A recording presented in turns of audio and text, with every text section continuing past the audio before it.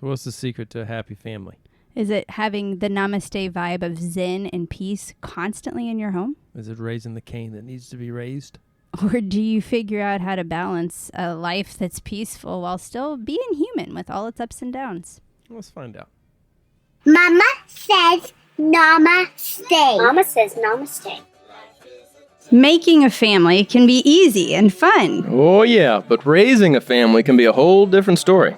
From spouses to kids to the crazy daily grind, life often directs us away from connection and more into reactive chaos. If you're tired of that cycle and are seeking something beyond the picket fence blues, this is the show for you.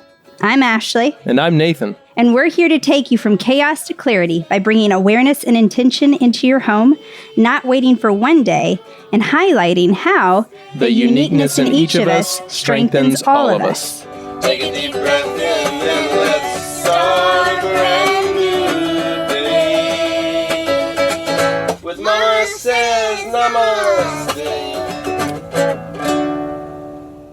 This week, I was on a mastermind call with the Eagles Elite members of the 48 Days community, and we were kind of talking about our value proposition statement or how we explain what it is we do. And as we were talking about it and me, giving a lot of different answers on how I help growing families shift from chaos and reaction by getting intentional about the lives they want to live, both professionally and at home. And I guide people through understanding what their strengths, triggers, and motivators are to not only communicate, but truly connect with those around them and with themselves. And as I was sitting there trying to kind of explain it, I got called out on one big thing. Your company's Mama Says Namaste. What's the Namaste vibe? What does it mean to have a Namaste family? And that made me think of a really good podcast focus on exactly that. What does it mean to have a Namaste type of family? And what's Namaste? So did you figure it out? So first and foremost, let's just kind of dig into what does Namaste mean so that we're clear on that. So Namaste, we've got a few episodes on what Om and Namaste mean. I've got a whole page on my website where we break those two words down and what the definition of those are and, where they come from, So Namaste is a greeting that you hear spoken in India. And, but it has so much more depth than just being a hey or a hi. When I think of the U.S. greeting of hi or hey, very utilitarian, howdy, it doesn't say anything other than just that's because we're hi, right? We're a teenager country. Right. So the Namaste, though, is a much deeper interpretation. Namaste, my soul honors your soul. I honor the place in you where the entire universe resides. I honor the light, love, truth, beauty, and peace within you, because it is also within me. In sharing these things, we are united. We are all interconnected. We are one. And so when I think about a Namaste family, it's not perfect and peaceful all the time. It's that first part. I honor the place in you where the entire universe resides. Yeah. I mean, if there's a volcano going off, then we're going to honor getting the heck out of the house. Right. As fast as we can together. Right. And honor the need to survive. When I was first introduced to, some of these concepts, to me it seemed very inactive. Like just, be chill and everything will be fine. Just be your Zen master. Yeah. Ignore it all. Well, when you think about that. Yeah. Let it ignore it and it will go away kind of thing. And I always struggle with that because I was kind of let's brush these problems out of here. Let's get these cobwebs gone. And a lot of times what it means to me is, as much as I might want to brush the angry cobwebs out of my 3-year-old's brain, they're a 3-year-old, and those cobwebs are sticky, and so they're going to stay there until I don't get to choose when those get cleaned up. And I think that's where this starts to come real, is when the choices that come to you in life are made during life, not kind of or made reactively without the bigger picture in mind. Yes. Maybe. So sometimes, and that, we were thinking about that too, just about what words we talk about on here, being intentional. That does not mean that we have our next 10 years planned out, that we have a full schedule. It's really, the more we've talked about this and the more we've kind of dug into this in the podcast too, being intentional is mindset more than everything laid out perfectly, because you can be intentional about controlling one thing. That's your thoughts, your actions and reactions to life. You cannot be 100% intentional about every path that you're going to go moving forward and stick true to that without the variables, without the curveballs, the other elements of life that are going to impact you. And sometimes we do a disservice to our family and our children by creating a huge sense of regimented control where, this is the schedule and we have to stick to it. And there is no leeway. There is no flexibility. Mm-hmm. And, flexibility is kind of the necessity of life. It's always, there's always going to be something that is going to come and adjust what you are planning on. It might be weather that you have no control over. It might be a broken down car. It might be somebody that hits you that you didn't mm-hmm. see coming. But I feel like we have this false illusion of control. And, Namaste just kind of gives some peace to the reality that, life is going to be what it's going to be. There's going to be left field items that are going to come at you. And your response to those will have everything to do with how that experience is. Yeah. So we, as a part of humanity in this whole, have thought process and reactions and ways that we do things. And then so that second part of what I just read in that definition, I honor the light, love, truth, beauty, and peace within you because it is also within me. That's our charge. That's our challenge as a family. It's not to only experience that. Right. We experience anger. We experience frustration, sadness, disappointment, apathy, whatever. We experience a lot of other emotions in our household. Yet our goal and our desire as a way to bring the best light in all of us is for us to look for, what is my light within me? Where is the love coming out from me? What am I being truthful and honest about? How am I appreciating beauty and peace that I carry? And the more that I can do that, can I honor that in someone else? And can I honor that their peace looks different than mine?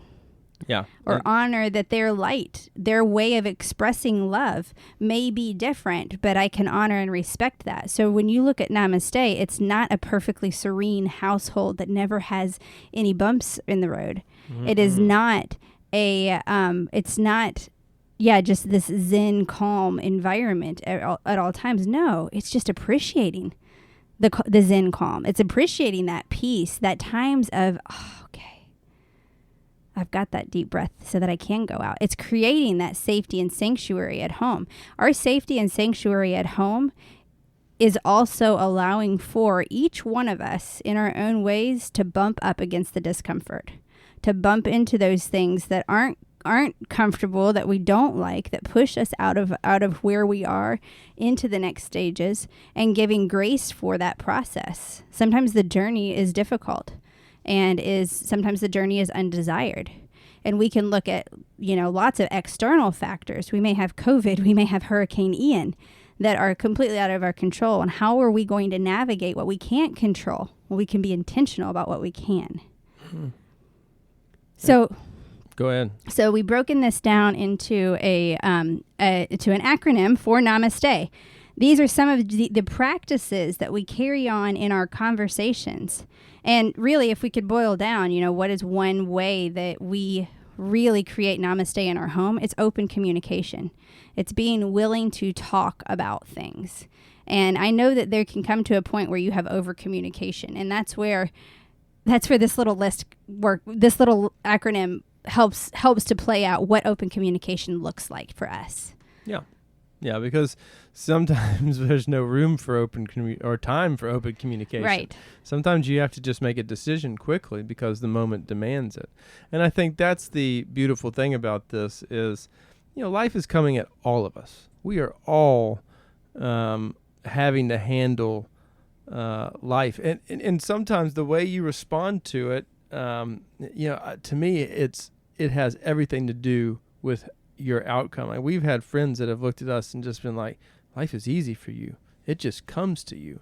You don't even have to try to get, I don't think you understand. We are trying, and we are doing hard work every day. And we have pain that, we don't air our dirty laundry out to everybody and say, hey, I need to just dump this on you. We are not those types of people. We process our stew.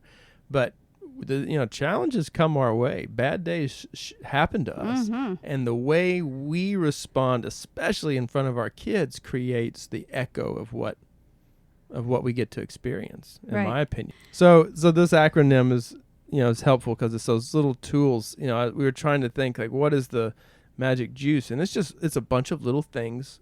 It's kind of a shotgun approach at life that we do that helps us to navigate through the challenges. Well, yeah. I mean, my dad will get this question a lot of times in business, where it's, how did you get to where you are with 48 days? What was it? What was the marketing strategy that worked?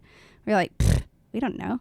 We tried 5,000 strategies. And along those lines, the little things built on each other. And we pivoted a bit, and we grew, and we expanded in this way. And then we did this or that. I mean, so often it's not the one magic pill. It is a lot of little efforts that come together and make sense and create a synergy in a positive way. Our relationship has grown in that way. As we have got to know each other, we've learned these little deposits that have been able to build and build and build. And the same is true with our kids. We're having those same experiences where, those letdowns are not huge letdowns anymore because, they understand the bigger picture. They understand the intention of where we're coming from. Okay, so Namaste acronym. Number 1, notice the present moment. So when we talk about we clearly communicate and we are open in communication, we are also noticing what's going on in that moment. We come in and we've got, I'll do this with the kids. I've got kids that want to come up and talk to me while I'm in the middle of working. And because we are all in one big room together. Yeah. And so we're all sitting around, and I'm at the computer, and Nathan's in the kitchen, which is literally like 2 steps in front of me, and he's cooking. And I've got a kiddo who comes to me and wants to know about what they can fix for breakfast this morning and where they can get it, and what about this idea and what about that. Well, and Miss Helper, hello, who's genetically predisposed to help everybody for years, would give them the answer. I'm like, don't do that. Yeah. Well, so we talk about open communication. Notice the present moment. Do you see what I'm doing? Do you see what Daddy's doing? Who's the better person to talk to right now? Is this really a good time where I'm going to be receptive to what it is you have to say, or am I going to be likely to just shut down anything you say because I'm distracted and working on something? Is this the conversation you were hoping to have and the outcome you were looking for, or is this totally different because this is the same? Yeah. So noticing the present moment, we really talk about that, and I'll come back to that one in just a minute because another one relates to that one. Second one is asking, what is my goal? Now, we have a whole podcast episode just specifically on this. That was a game changer in our relationship. When Nathan hit me up with that when we were dating, and he challenged me when I was being snarky to him, and he said, what is my goal? At that point, I had to stop and check myself. What is my goal? Is my goal to tear him down, to make him feel lesser than, to make him feel stupid? Or is my goal to love him? Is this being very loving? Mm-hmm. Is my goal to make him feel seen or heard? Am I doing that? So what is your goal? Before you go into any conversation, what is the goal behind it? Are you in that to make to do something that adds to, or is it something that is going to pull away or condemn or criticize? Right, because a lot of times those are done in innocent ways. It's not that we had a relationship that was really snarky or that you were really difficult to be with. What I saw was we were like 2 pit bulls. If we got in a debate, there was no off switch. There was no off switch. Because I had to have the last word. You had to have the last word, and I had to tell you were wrong. Uh-huh. And so, between those two, I realized that our relationship, we could spend a vast amount of energy just trying to poke those wounds. And that can become habitual, and that can become relationship building. I mean, we could have and were at that point building our relationship based on a lot of debate at that time. We were heavily debating each other's ethics and beliefs and views because we came from two very different viewpoints. And we both thought we were very right. Yeah, a hunter but marrying a vegetarian. Yeah. We had a lot of different viewpoints and perspectives on life. So yeah, asking that goal helped us to decide on what is our common ground. But my point there is, in every relationship, we can get into those little innocent negative loops and asking, well, why do I ask him this question? Yeah. Am I real? Do I really care about the answer, or do I want to just start drama and have the first thing, how was your day? I know how was your day is, if how was your day goes the same way every time, think of a new question. Yeah. Because that can change the direction, the trajectory of the energy. That's what we're talking about. When we look at the energy, we say, okay, well, hold on. Ashley, you've been working all day, and we just got popped with this situation, and we feel the necessity to make this decision right now in this moment when none of us are clear-headed. Let's not do that. Yeah. And you taking control of that and just realizing that not everything has to be done immediately is a game changer. It was for us. Right. The next one is M, make amends. And so with this, it's taking personal responsibility for what you are bringing to the table. I mean, even in this first part, noticing the present moment and asking what is my goal. You get either one of those wrong, course correct. Own up to it. Be responsible for the fact, oh, wait, hey, I'm sorry, I forgot. I know you're in the middle of something right now, and I came at you at a bad time. Can we talk about this a little bit later? Yeah. Oh, yeah. All of a sudden, that person feels heard and not agitated anymore. Asking what is my goal. I've asked you, how is your day every single day, and it's just getting the same response. What I really want to know is, how are you feeling and what's going on? Because I want to know how I can connect better with you today. And explaining, my goal is deeper than just how are you doing or what did you do today? And so make amends with what you are bringing to the table. Be clear be clear and come forward fully. Show up fully and own your responsibility. If you're coming with defensiveness, if you're coming with resentment and with grudge or anything like that, what good is that? What is your goal then? How are you noticing the present moment? Are you sitting in what feelings you're feeling with in the past? If you want to show up for open conversation, you have to make amends with where you are at in life and take personal responsibility for it.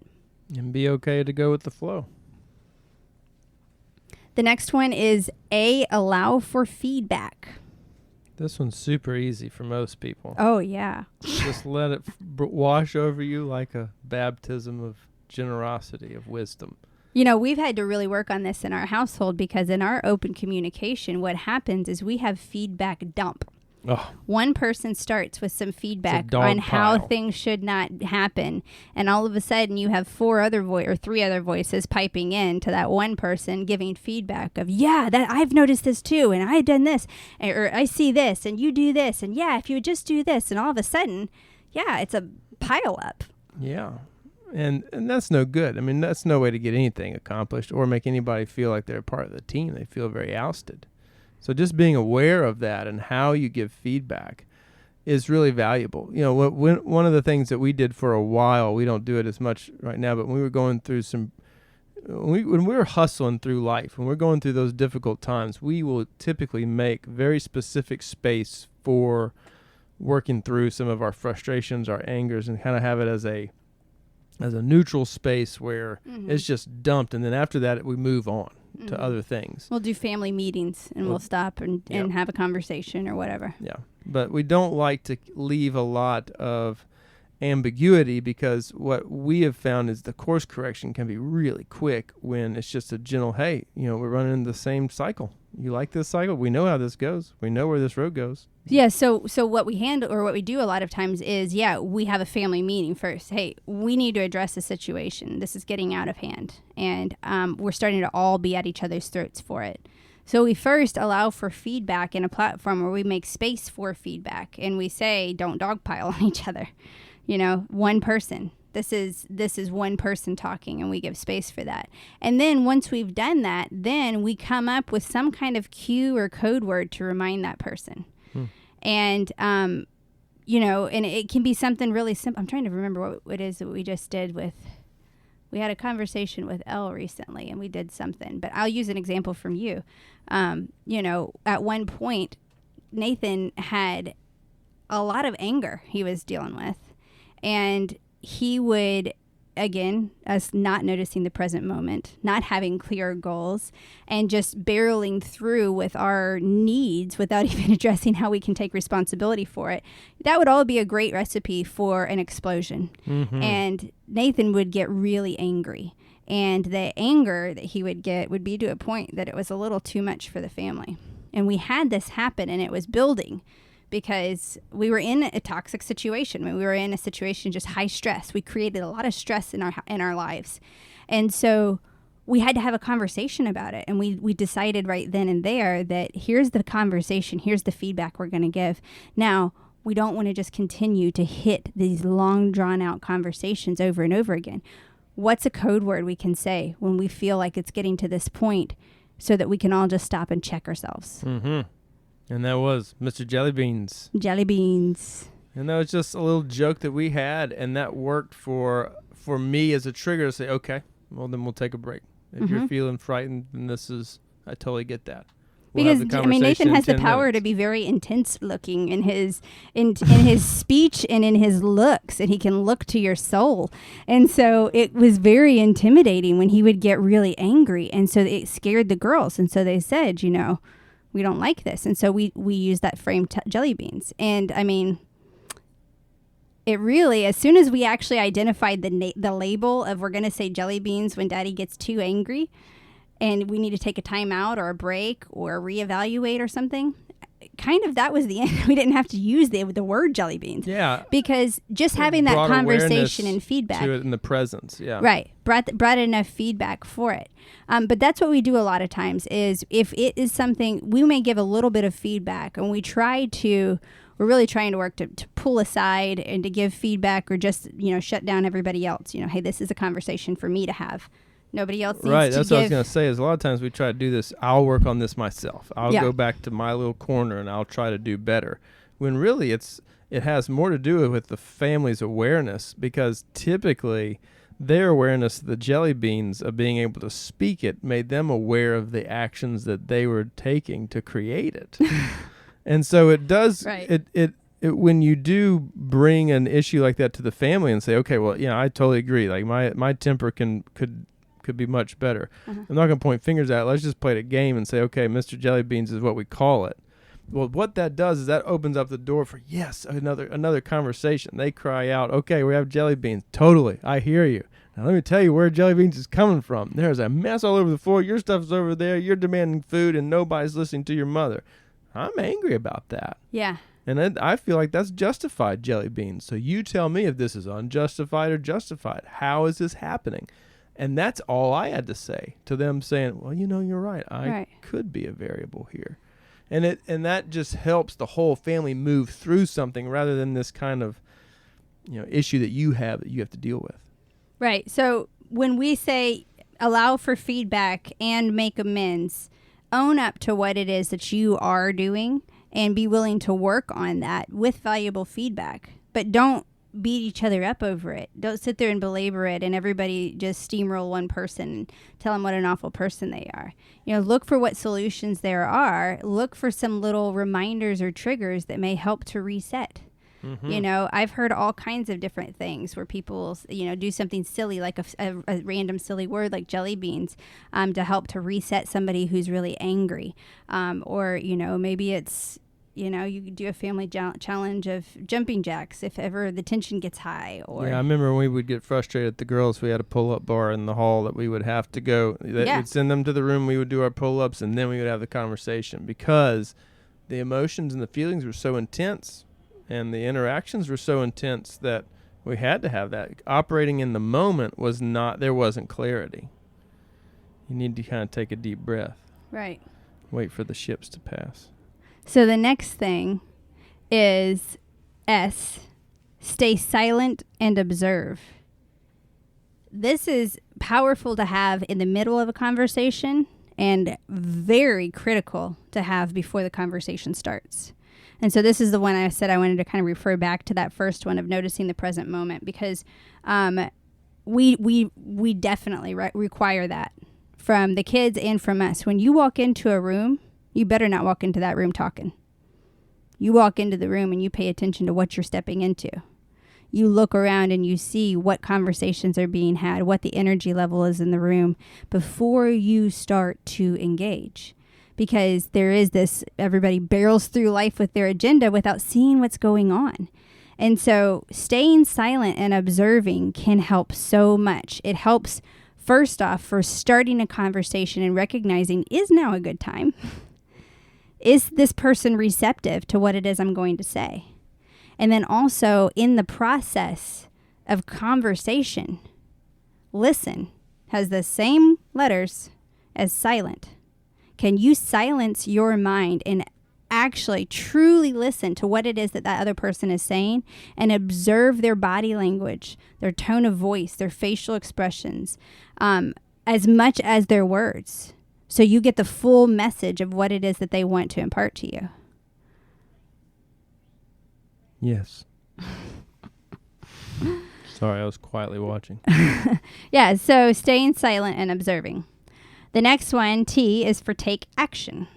All right, I like this one. You want to elaborate? Like this one. I like this one a lot. I don't like to always take action. Mm-hmm. I like to think about taking action. I like to take it. You like to just take it. I do not like to speculate. Tactical action. Tactical action. What do you mean by that? You have to sit in silence and look at it for a while.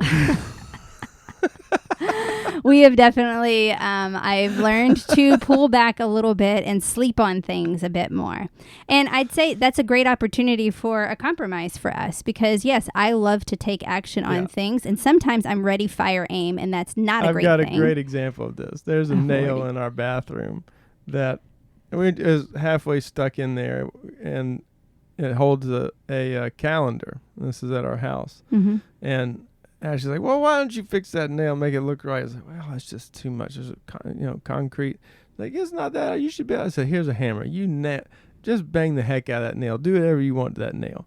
And I come back and that nail's crooked, knocked out, and looks like trash. And this is where you banged on that nail trying to get it settled. And now our calendar still sits on it. Old crooked nail. Is it hanging? Oh, it's hanging the same way it was before. I took action. You took powerful action. But I mean, that's not the always thing. my act. Not always. The action isn't always productive. Yes. And inaction is not always the best move. And so between the two of us, we figured out how to yin and yang a little bit. But it is a lot of, knowing how to take action and when to take action is a tough call. Making sure that you do, though. And so with that one, it's when we're communicating as a family, and especially, I mean, we have people with all different personality styles, and some people make decisions really fast. Some people don't. And you get two procrastinators or two people that don't make decisions fast that are leading a family, and you can have a whole bunch of shoulds and needs to and wants to and not anything happening. And so I highly, highly recommend you put a date on it. And that's where take action becomes the compromise. Yep. Because take action, my date and Nathan's date are going to be very different. So we've got to come to an agreement with it. My parents have done this where no matter what the decision is, even if it's a very big decision, they give themselves a maximum of 2 weeks. 2 weeks time, because my dad can make a decision immediately and my mom is going to want to sit and stew on it. And this is a way to give them both opportunity to hear each other out, give space, and then a deadline to actually act. Yep. And so that's the thing, is just kind of dummy proofing yourself to figure out who you are and how you guys take action together. I mean, you and Ashley and I take action in two very different ways, both of which are beneficial when used correctly. Exactly. They can shoot us in the foot when not, like waiting and then not being able to get our kids into any camps. Thank you. Oh, yeah. That was the lack of action that was not helpful. And then the extra action is, jamming the stinking nail to the wall. Whatever, it still holds the calendar. Look how you still won. But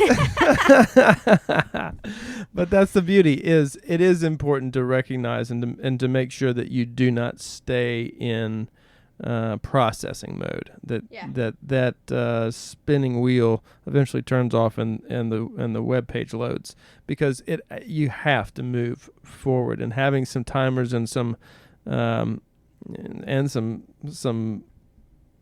pins to say, okay, well, we're going to go by this point. I would like to be here. That is really, really, really valuable, so that both people feel heard. Mm-hmm.